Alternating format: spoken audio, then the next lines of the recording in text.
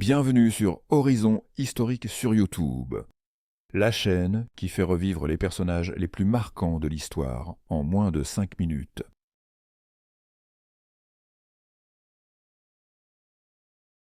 Jules Verne naît le 8 février 1828 à Nantes, une ville de marins et de marchands, bordée par la Loire, où les voiliers partent vers les Amériques et les Indes. Ce décor d'enfance n'est pas anodin. Il nourrit, dès les premiers pas du petit Jules, un imaginaire tourné vers l'ailleurs, l'inconnu, les horizons sans fin.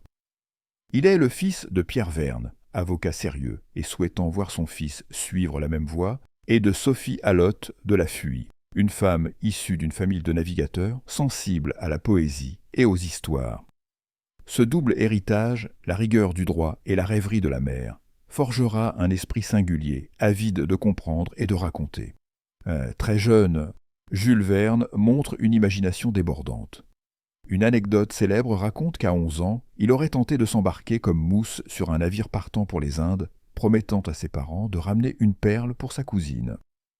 Il est rattrapé à temps, mais cet épisode symbolise déjà son désir de voyage, même s'il doit se faire plus tard à travers les mots plutôt qu'en vrai. Son père l'envoie à Paris pour y étudier le droit. Il obéit, mais c'est dans les salles de théâtre et les bibliothèques qu'il trouve vraiment sa place. Il fréquente les milieux littéraires, écrit des pièces et rencontre Alexandre Dumas père, le célèbre auteur des Trois Mousquetaires, qui l'encourage. C'est aussi à Paris qu'il découvre les avancées scientifiques de son époque, l'électricité, les machines, les découvertes géographiques.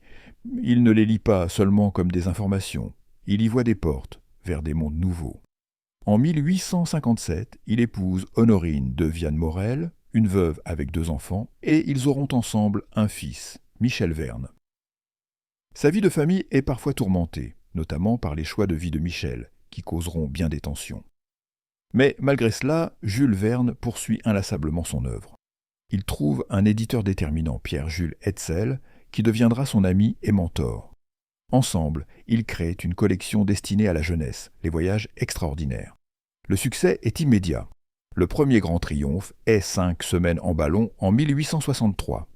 Puis suivent Voyage au centre de la Terre, 20 000 lieues sous les mers, le tour du monde en 80 jours, de la Terre à la Lune et tant d'autres. Ces récits allient aventure, humour, science et poésie. Jules Verne n'écrit pas pour faire rêver seulement, il veut instruire, éveiller, élever les esprits. Il disait lui-même « Tout ce qu'un homme est capable d'imaginer, d'autres hommes seront capables de le réaliser ». C'est cette idée qui fait de lui bien plus qu'un conteur, un visionnaire. Il imagine des sous-marins électriques comme le Nautilus, un voyage vers la Lune depuis la Floride, bien avant les missions Apollo, des engins volants, des télécommunications avancées et même des villes souterraines. Il anticipe les questions écologiques, les dangers du progrès mal utilisé et surtout, il pose cette grande question. Jusqu'où ira l'homme ? Sa plume, nourrie de curiosité scientifique et de tendresse pour l'humanité, dessine un avenir à la fois fascinant et inquiétant. Mais Jules Verne n'est pas qu'un esprit tourné vers le futur. C'est aussi un amoureux de la nature, de la mer, des cultures du monde. Il parcourt l'Europe à bord de son bateau, le Saint-Michel, et observe les gens, les coutumes, les langues. Il croit en une fraternité universelle fondée sur la connaissance et le respect. Il n'est pas sans défaut. Il est parfois prisonnier de son époque avec ses préjugés coloniaux ou technologiques. Mais dans l'ensemble, il garde un regard étonnamment moderne sur le monde. Vers la fin de sa vie, il devient plus sombre, plus critique. Il s'interroge sur le rôle de la science, sur l'égoïsme humain, sur les conflits qui menacent la paix. Il continue pourtant à écrire chaque jour avec une rigueur quasi sacrée. Il meurt le 24 mars 1905 à Amiens où il s'était installé avec sa famille. Il est enterré dans cette ville, sous une statue où il semble surgir de sa tombe, le bras tendu vers l'avenir comme s'il disait encore « En avant ».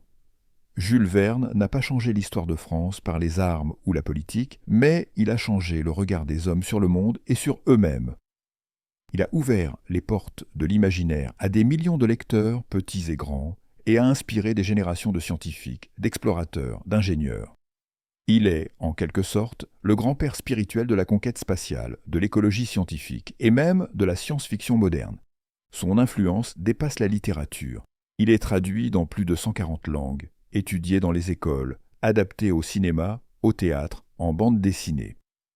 Il est le deuxième auteur le plus traduit au monde après Agatha Christie. À travers ses livres, il continue de parler à ceux qui, même aujourd'hui, regardent les étoiles en se demandant « Et si c'était possible ?» Dans un monde parfois désabusé, Jules Verne nous rappelle que la curiosité est une forme de foi, foi en l'homme, en la connaissance, en l'avenir. Il nous invite à ne jamais cesser d'apprendre, de rêver, de voyager, que ce soit avec une fusée ou avec un livre. Et peut-être, en lisant ces histoires, entend-on encore une petite voix murmurant « L'impossible n'est qu'un mot pour ceux qui n'osent pas essayer ». Tu veux encore plus d'histoires incroyables? Alors like la vidéo et abonne-toi pour ne rien rater.